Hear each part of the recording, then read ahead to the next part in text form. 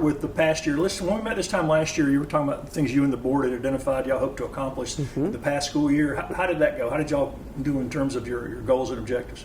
Well, as always, we are always concerned about academic achievement and security in our schools. And I am here to say that we had a phenomenal year. We have scores back. Of course, they're embargoed, so I can just talk briefly about those. But we have achieved results higher than we've achieved ever in almost all categories. So we're very, very proud of that. I am very proud of our administrators, our teachers, our support staff. Everyone is so valuable to the success of our kids. Our parents working with us, partnering with us. So that goal of ensuring academic success for every student and every student reaching their potential, we are on the right track. Met with our administration teams and our district leadership this past week, and we were talking about that and celebrating that and how the work that we had put in last year, the intentionality, the changes we made. We made some changes last year that truly we're seeing some effects on that. So going towards that with academics, some of the changes we made last year is we changed our middle school schedule. Prior to last year, our middle school schedule reflected the high school schedule. It was 90-minute blocks. And what we were seeing is that children were losing their engagement, period, in that last 20 minutes of class. And then that became a time of sometimes having behavioral referrals because kids were not as engaged. So we redesigned our middle school schedule to be 70 minutes. Well, what that allowed us to do was multi-focus. It allowed us to have a shorter time that I felt like was more age appropriate for our middle school children, 10, 11, 12-year-olds, 70 minutes. But it also created taking that 20 minutes off each section. It gave us a time within the day to really look at every child and offer either interventions if there's a standard they're struggling with, or acceleration. So if a student is mastering the standards, let's push them on. And so we redesigned that middle school schedule for every middle school in the district, and we have seen great gains from that. We've seen lower behavior referrals. So I feel like us looking at our data, analyzing what could be the root causes that impeded our academic achievement last year, we made those changes and we've seen great growth from that. For the security goal, I want to thank Lieutenant Pillar and his team and all that they've done. They have been very diligent this year seeking grants, and we were awarded $1 million grant. Lieutenant Pillar has utilized that grant. We are going to implement a district-wide alert system. It's called Centegix. And what it is, it's an apical piece that teachers wear each day throughout the school, and anytime there's an emergency, it is immediate access to emergency personnel within the school or without the schools, outside of the school. And so we'll be implementing that throughout the district. So we've seen a lot of great growth in our academics. We've seen greater increases in our security. Additionally, our board this year passed, we're going to be adding Evolve systems at our middle school levels. We currently have those at T.L. Hanna and Westside High School. What is that? Evolve system is the system that allows students and visitors to pass through that would identify a gun per se if we do not, if they have that on them. And then that allows us to ensure safety for everyone in our building. And so we'll be doing that at our middle schools as well. So as far as our goals of academic achievement and security, we definitely have met those this year. I am anxious to share our academic achievement with the public, but as you know, it is embargoed, and so we'll have to wait for that date.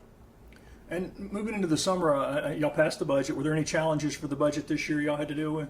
The challenges, we didn't really have challenges. We just had more needs, and fortunately for us, we had the income that we can meet those needs. We currently have multilingual learners in our district, and I'm sure every district does. Last year, we served 38 languages in 42 countries in our district alone, not in Anderson County, but in Anderson 5. This year, that has dropped slightly. We are now serving 29 languages. But because there are 29 different languages in our district, that means there are families that have 29 different languages. And so we felt like to really encourage that academic achievement, partnering with our families, we needed to provide more support. So through the board's recommendation and approval, we're able to add an additional multilingual learner specialist, which is a teacher that is going to teach our children, but we're also able to hire another translator. So currently we have one, next year we'll have two. So we feel like those additions in the classroom and at the district level will help support our families, thus support our students, thus support our teachers and our academic achievement. I don't think most people have any idea 29 languages. I know. I mean, if you ask 100 people, I don't think No. any of them would tell you there's 29 languages.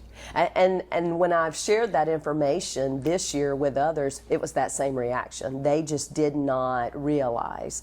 And so we value 29 languages in the country. I know, right? Yeah. Right. We value it. We think it's wonderful to have so many different perspectives, so many different families join us, but when we want to make sure we can service them and work with them and help them to achieve and reach their potential. And what have y'all been working on over the summer? Over the summer, just getting ready for the new year. We are so excited. We are celebrating the academic achievements. We were looking this week with our team at what worked. What worked this year to ensure that our students met their goals, to ensure that students succeeded, and then we built upon that. We utilize a framework, continuous improvement framework in our district that incorporates the Plan, Do, Study, Act cycle. It's often called PDSA cycle. And that cycle really helps folks to narrow in on what is an area that you feel like is not as strong as you need it to be, that is impacting your organization not meeting its goal. And it is a step-by-step continuous improvement framework that you work with through a team, identify an area, truly plan a change of action that you're going to test, identify the data you're going to look at to see this is what it looked like before we made this change. We're going to make this change, and then we're going to collect data to see what it looks like afterwards. And so we work together, every department. It's not just a school continuous improvement framework. Transportation's looking at an area they might want to improve on. Culinary, campus enhancement, safety and security. So it truly is looking as a district. We're doing great things. We've made great achievements, but we need to get better, right? And so finding those areas. So we've been working on that. We started that last year. We're perfecting that, getting that better for us, getting more used to that, and it's been a great process for us. Do you know yet if the national education cuts are going to affect your budget? Well, we were given that memorandum that they weren't cut, they were just halted for a little bit. So I met with Amy Hurd and Kim Morgan, who is the director of our federal and state programs, and we're going to be fine this year, and it's because of their planning. It's because of their conservative nature, ensuring that they have money to cover in events such as these. The cost that's being held for us is around $700,000, and that piece, though, is going to be covered until it is released. And so for this year, we are good. Now, if it were to be a permanent cut, we have already got a plan in place. We'll look at that in January to ensure how we need to move forward in the future. I think several districts have mentioned it really hits like professional development Yes. the hardest. That's the Yes, so that Title II piece, yes. So professional development, I was looking at that for us. The majority of our Title II piece was professional development. A lot of that was for our math. Well, we see great math improvements for us this year, which has been an area of concern. Our achievements this year are higher than they were prior to COVID, and so we're very proud of that. But it does come from that additional funding where we can really, through those PDSA cycles, identify an area that we need to work in, what is it the change we need to make, and then having those resources to really support us as we make those changes. Brenda, remind people how many students and how many schools y'all have in District 5. So we have 21 schools in the district, and we have around 12,000 students in our district. And so we serve children from 3K all the way to adult ed, because our adult ed program also is within our school. Special to Anderson 5 is we have our own alternative school. It's the Anderson Center of Excellence. And I just want to give a shout out to that organization. They are doing a tremendous work helping our children to achieve. Our children that are participating at ACE, they need a structure that is more supportive of them and their needs. And this year we had 18 students graduate from that facility because of the smaller classroom sizes, the more direct focus and teaching. And I just want to thank our community for supporting us and allowing us to offer this for our students, because it does take about $2 million out of our budget to offer that, which is in addition to what we're doing at our other schools. But we are so thankful for that service, and that service truly has helped us reach our vision that every child reaches their potential, no matter where they are in their career. We can give them alternative pathways to be successful. And looking at those schools, are any of them crowded, or are you going to start to make plans for maybe another school or expansion or something? We don't really have schools that are overcrowded, and I know we have a lot of growth happening within our Anderson 5 boundary. And when I say growth, I'm talking about the additional houses being built or townhomes, things like that. We had a demographic study completed for Anderson School District 5, and in that study it said for the district enrollment that for the next now 8 years, because it was completed 2 years ago, that there would be a decrease in enrollment in our district. We didn't believe it when that came out, but that has been the truth. And so as we did more study, we realized from that study, they were saying that families would move in that would have small children, maybe 0 to 1, 0 to 2, or families moving in that are of the retirement age. And so we are seeing some of that truth. So we have declined in our enrollment while houses have been being built and being expanded upon. We have seen a little bit of a decline in our enrollment with that piece. But as far as overcrowding in our schools, we don't have any schools that are at capacity of overcrowding. Now, if enrollment were to increase and more children were to join us, there are a few that we would have to look at. Robert Anderson is our largest middle school. It is built to support the number of students that are currently enrolled there. But if we were to have an increase, we would definitely have to look at that.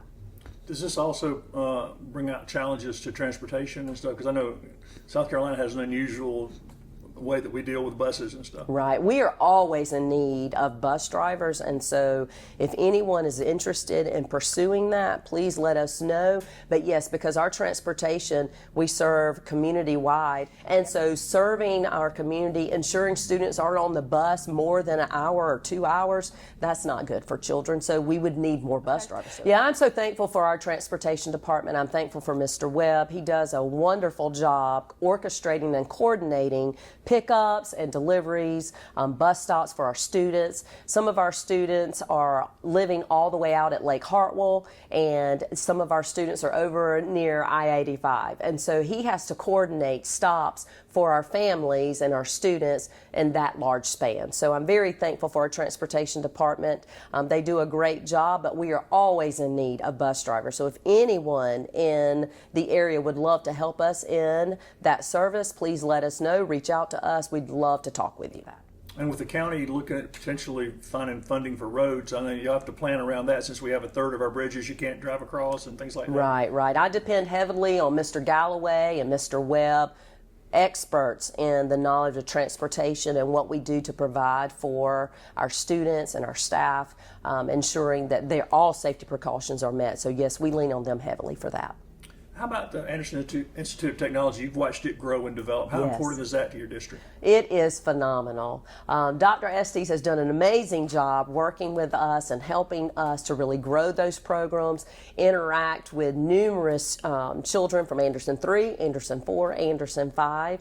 We have increased our work-based learning, so that is where students are actually having time to work and understand more about a career position and spend more time actually in the field, hands-on, looking at that. So we've increased that. It really has opened up opportunities for students to excel in ways that they haven't even thought about. I was at the award ceremony this year, and there was a young lady, an auto mechanic.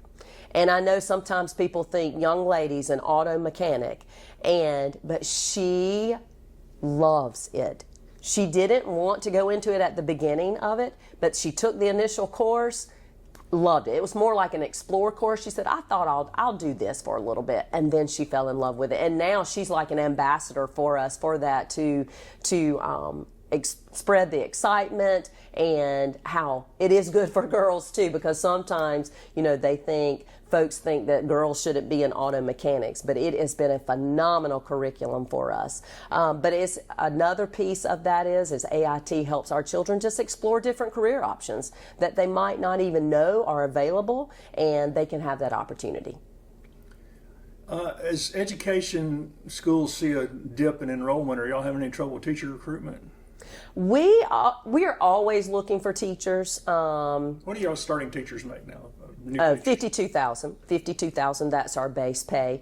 Teacher recruitment will be always an issue that we're working with, just because there's less people entering the education field, and every district is looking for qualified teachers. So we do our best to support our teachers, work with our teachers, recruit. I am very happy to say in Anderson 5 that our teacher retention rate has improved. It has been one of our goals. We have worked to really support our teachers, help them identify areas of where they might need more resources or more support or more coaching. And we have worked diligently through our district office, through our reading coaches, through our instructional coaches, to really be there to help teachers in their classrooms, help them in any way that they need that. And I believe all of these support services that we have put in place have helped us to increase our teacher retention rate. I am happy to say that we kept more of our teachers this year than last year. We increased it almost 2%, and I think that all goes back to feeling supported and knowing that we'll help you any way we can. One thing that Anderson 5 does for teachers, I'm not sure if other districts are doing this, we provide free lunches. So every Monday, Wednesday, and Friday, teachers, all employees that work for us are able to have those free lunches. So it's less that they have to worry about. Come to school, teach, enjoy your job, enjoy the children, enjoy the parents, and then let us feed you free on Monday, Wednesday, and Friday. And do all kids eat free? All kids eat free. We are very blessed with that. We have that. We just got reapplied for that and awarded, and so every student eats free breakfast and lunch at every school that we have. How important is that, Brenda? I mean, that people that have not had to apply for those things don't think about their kids going hungry. How important is that program? It is very important. I mean, if you're hungry, you're not able to listen, you're not able to pay attention, you're not able to comprehend what's being asked of you, you're not able to generate ideas and questions to ask back. And it is very important for our children to have that piece of knowing every morning when I get off the bus or when I'm dropped off at school, I can have a breakfast. Every day at lunch, I can have that. In the same, we have a partnership with United Way that allows us to send home food for children that I've identified that need extra food over the weekend. Currently, we have around 450 students every Friday, or the last day if we have a long weekend is Thursday, that receives food to take home over the weekend, and that's through a partnership with United Way. So having that nutrition met is very important to academic achievement and to student success. And I know District 5 has sort of been a leader in working with kids without a permanent address. How many kids do y'all have now without a permanent address, do you know? Yeah. So we have over 300 students that have been identified through our McKinney-Vento process and grant, and we provide services for them, school supplies. If they were to need clothing or to need food, housing, we help them to provide the resources that we can to help them achieve. Looking ahead, what have you and the board identified as y'all's chief goals for the coming year? Our goals are continue to increase academics and continue for security. Those are our two major things that we look at. We look at that so that it's safe for our kids and our employees, and that they can learn and have that environment, that learning environment that supports them in every area. So we're looking at those, and those are our two main goals at this time. Any facilities upgrades or anything that you're working on? We do have some facility upgrades we're looking at. You know, we did a needs assessment, and it identified numerous areas that would need to be looked at, like HVAC systems, roofings, and so we're looking at those projects as the need arises. So if there's an HVAC system that needs to be updated or replaced, we're looking at that. Roofing systems, so we're looking at those. We are renovating Southwood right now. They were in need of additional bathroom spaces. Those same bathrooms were there, I think when the school was built in 1950s, I believe.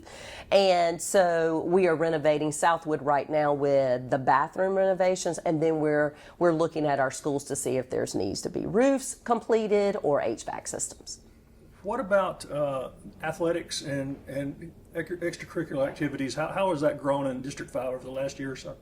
Yeah, so we are very excited about the athletics in each of our schools, T.L. Hanna High School, Westside High School, and our middle schools, because our middle schools are working with the children, helping them learn the fundamentals of the sports that they enjoy, and then that transfers into our high schools. We've been very successful in our sports athletics at the high school. This year we had our football and basketball go to the state championships. We had state champion winners in golf, girls golf, boys golf. We had state champions in wrestling and track. And so we have dedicated coaches that I'm very thankful for. They spend numerous hours and times pouring into our children, teaching them the fundamentals and helping them to reach their potential. And so we are doing great things in this district at both high schools in athletics, and it's because of the determination of the coaches and the dedication that they provide every day. Any new sports or? No, we don't have any new sports. We have a lot of sports, but we don't have new. We have lacrosse at both schools, tennis, wrestling, track. I hate to start listing because I'm going to miss them all. We have wonderful band programs. Our bands this year have been given the Outstanding Performance Award, so they are doing great things. So, no, we have something. If someone's interested, we have it. We have the sport for you if you'd like to try. Brenda, when we sit down this time next year, what do you hope you'll be able to say about the district's accomplishments for the year that's gone by? This time next year, I would love to be able to say and talk about that our academic achievement once again has soared to new heights. We are on a trajectory to really be higher than we ever have been, and I'm so excited about that and can't wait to announce that to everyone. So this time next year, our goal in our strategic plan is for every school to have a good or excellent on their report card. And that is what we're shooting for. We want every school to have excellent, but we want to meet that goal of good to excellent. This past year, we had some schools that didn't have good and excellent on their report card, and we really identified those, put some changes in place, strategized how can we do, what can we do, how can we help you to really set that bar. And so this time next year, I want to be able to look at you again and say our growth and our academic achievement is the highest it's ever been, and we are getting closer to our goal. And finally, what have you learned in your time as superintendent now? You've had a chance to get your feet wet for a little while. It's a great job. I have learned it's an amazing job, very important job. It is one that your love of children and people and families and wanting every child to reach their potential can be celebrated every day in different ways. And having the opportunity to work with parents, having the opportunity to work with teachers, having the opportunity to work with community members, and to really share what we're doing in Anderson 5, how we're trying to ensure every kid succeeds, ensure every kid is confident and feels empowered and is able to succeed, whether they choose to stay in Anderson or they choose to move abroad in the United States or internationally. They will have the core fundamentals to be successful and to make a positive impact.